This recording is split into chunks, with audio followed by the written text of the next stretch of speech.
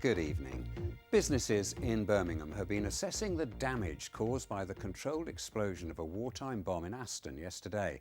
One owner says he's losing thousands of pounds a day and doesn't know when it'll be safe to go back inside his building. The £500 device was discovered on Monday morning and was judged to be too dangerous to be moved.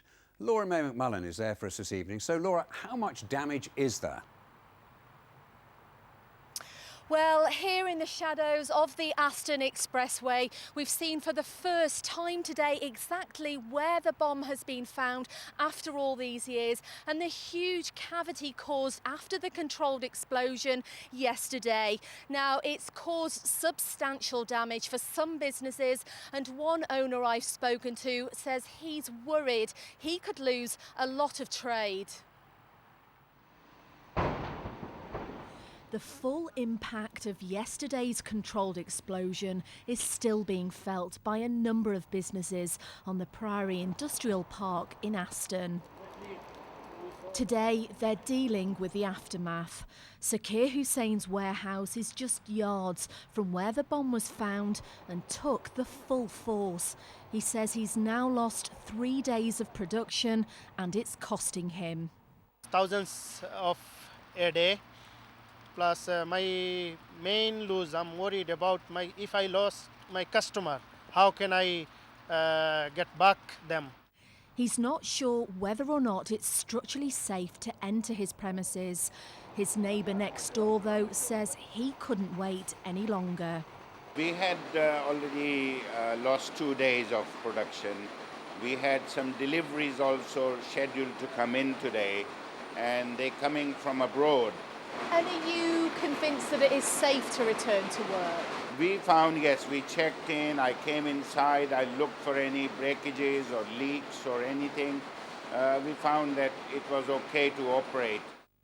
The Second World War German shell had lay undiscovered here for more than 70 years and is one of the biggest devices of its kind to be found on British soil. Bring back a lot of memories. Fred Groves was just a lad at the time.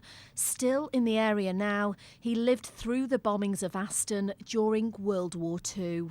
They were dropping all around, but the only thing you remember is the noise of the explosions, because my parents would keep me confined to the air raid shelter, so I could stick my head out sometimes looking at the searchlights going around. Is quite a novelty for the lad of my age.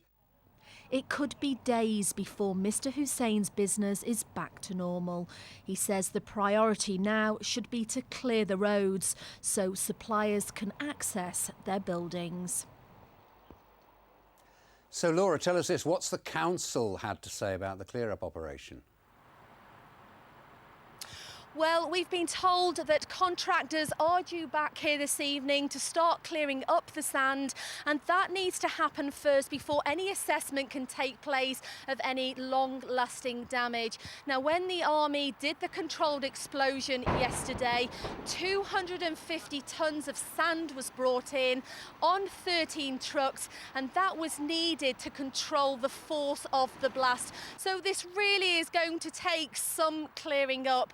Now, speaking to Birmingham City Council today, they said that more cleaning of the roads, that's going to happen tomorrow.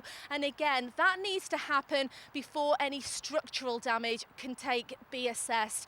Well, businesses here are hoping that the road will reopen and then things can try to get back to normal. But let's not forget that thankfully that controlled explosion was successful yesterday, because the situation could have been a lot worse.